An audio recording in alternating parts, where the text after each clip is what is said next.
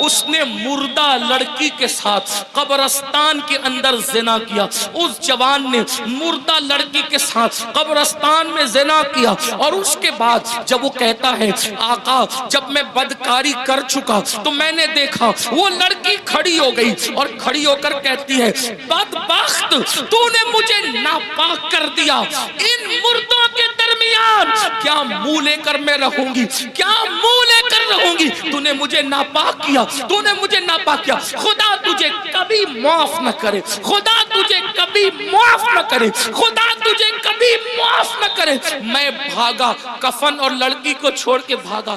جس کو فقیہ ابو اللیث سمرقندی نے لکھا, علامہ ابن الجوزی نے لکھا, میں وہاں سے بطور مفہوم پڑھ رہا ہوں.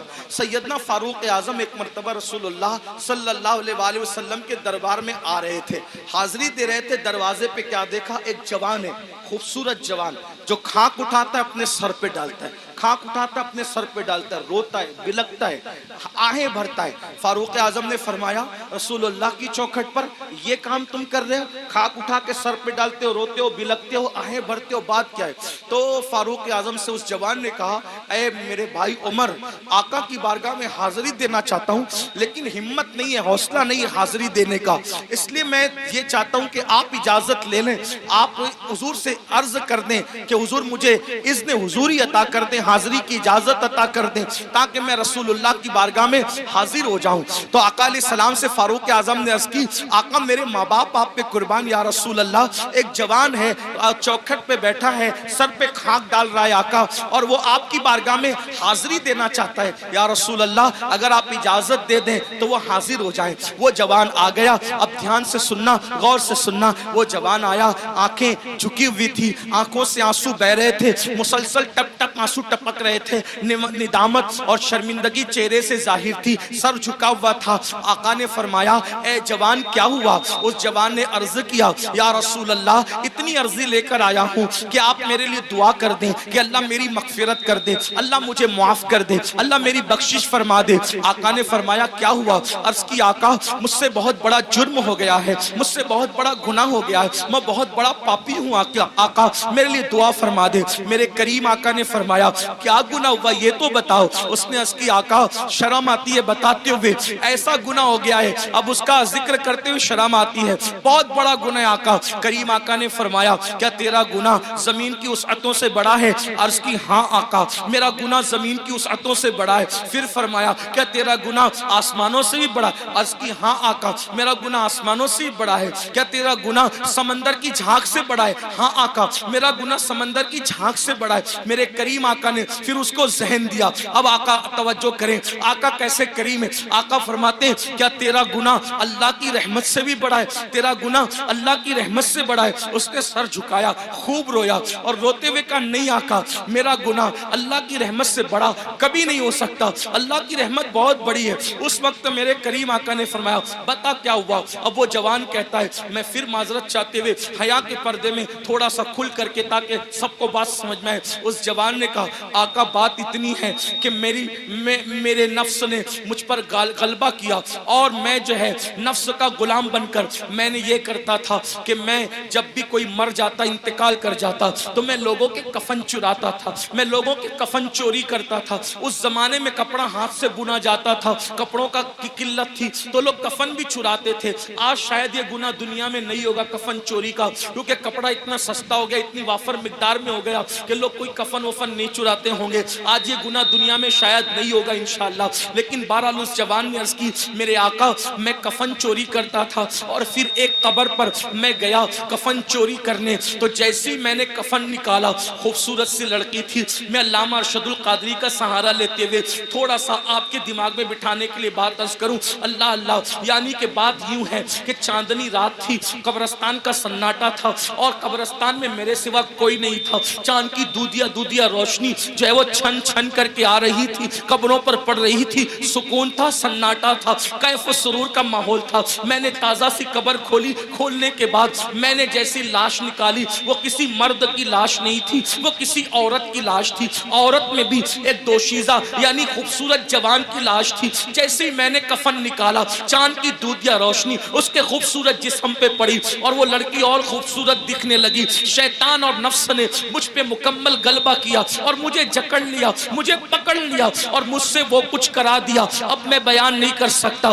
یعنی کیا کرایا؟ اس نے مردہ لڑکی کے ساتھ قبرستان کے اندر زنا کیا. اس جوان نے مردہ لڑکی کے ساتھ قبرستان میں زنا کیا, اور اس کے بعد جب وہ کہتا ہے آقا جب میں بدکاری کر چکا تو میں نے دیکھا وہ لڑکی کھڑی ہو گئی, اور کھڑی ہو کر کہتی ہے بدبخت تو نے مجھے ناپاک کر دیا, ان مردوں کے درمیان کیا منہ لے کر میں رہوں گی, کیا منہ لے کر رہوں گی؟ تو نے مجھے ناپاک کیا, تو نے مجھے ناپاک کیا, خدا تجھے کبھی معاف نہ کرے, خدا تجھے کبھی معاف نہ کرے, خدا تجھے کبھی معاف نہ کرے. میں بھاگا, کفن اور لڑکی کو چھوڑ کے بھاگا. آقا او دن اور آج کا دن ہے, قرار نہیں, سکون نہیں, اطمینان نہیں, کھاتا ہوں صدائے باز گشت کانوں میں ٹکراتی ہوئی محسوس ہوتی ہے, لیٹتا ہوں صدائے باز گشت کانوں میں ٹکراتی محسوس ہوتی ہے. آقا پریشان ہوں, کہیں قرار نہیں, کہیں سکون نہیں. زندگی میں گناہ کرتے کرتے یہ لمحات ضرور آتے ہیں جب انسان گناہ کر چکا ہوتا ہے تو اللہ اس پر تباہی مسلط کر دیتا ہے. اللہ نہ کرے کوئی اس منزل پر پہنچے.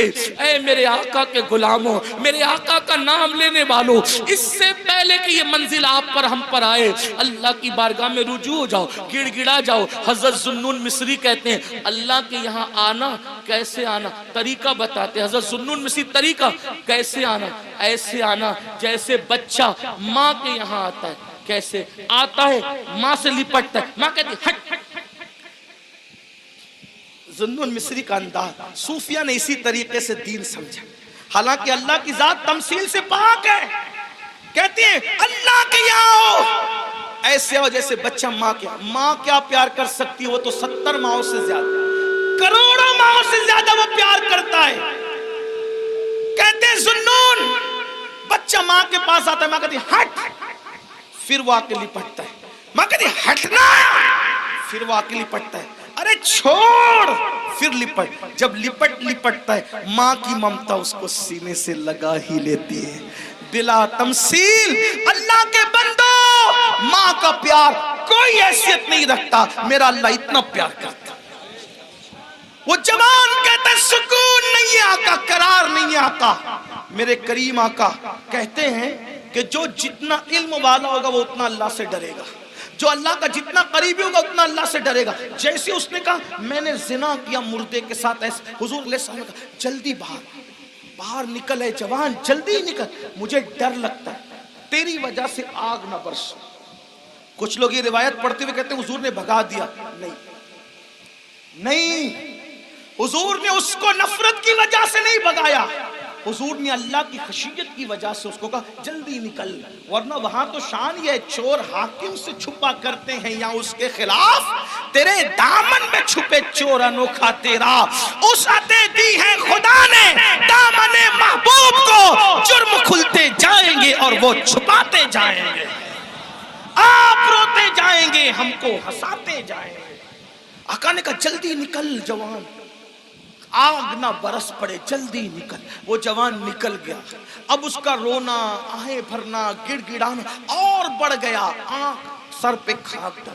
1 دن 2 دن 3 دن, کہتے 40 دن بیت گئے. ایک دن اس نے کہا اللہ اگر میرا گناہ واقعی اتنا بڑا ہے کہ تیرے یہاں معافی نہیں ہے, نہ اس کی نہیں ہے, تو مجھے ایسا عذاب دے, نہ مجھ سے پہلے کسی کو نہ میرے بعد کسی کو, دے ایسا عذاب. اور اگر تیرے یہاں معافی ہے اور میرا گناہ تیری رحمت سے بڑا نہیں ہے, اور ہرگز نہیں ہے, تیری رحمت بڑی ہے, سبقت رحمتی علی غضبی, تو تیرے محبوب کو بتا دے کہ تو نے مجھے معاف کر دیا.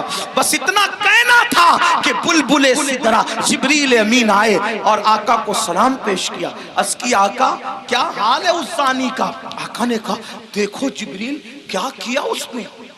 تو جبریل کہتے ہیں مبارک ہو آقا, آپ کے صدقے میں اللہ نے اس کو بخش دیا.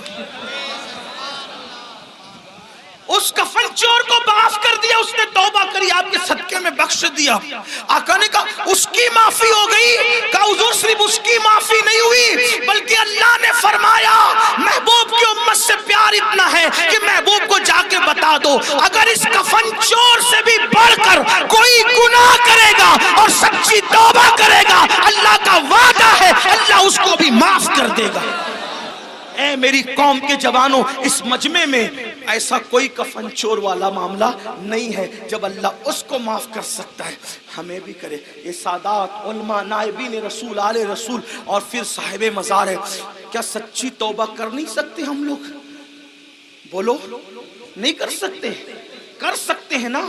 پھر سچی توبہ کر کے جاؤ۔ آج کے بعد گانے، غزلیں، فلمیں، گندی پکچر اور خاص طور پر نامحرم عورتوں کو دیکھنا تکنا، اس سے بچیں گے، اور زنا سے تو بار بار بچنے کی دعا کریں گے۔ اللہ مجھے ہماری نسلوں کو گناہوں سے بچنے کی توفیق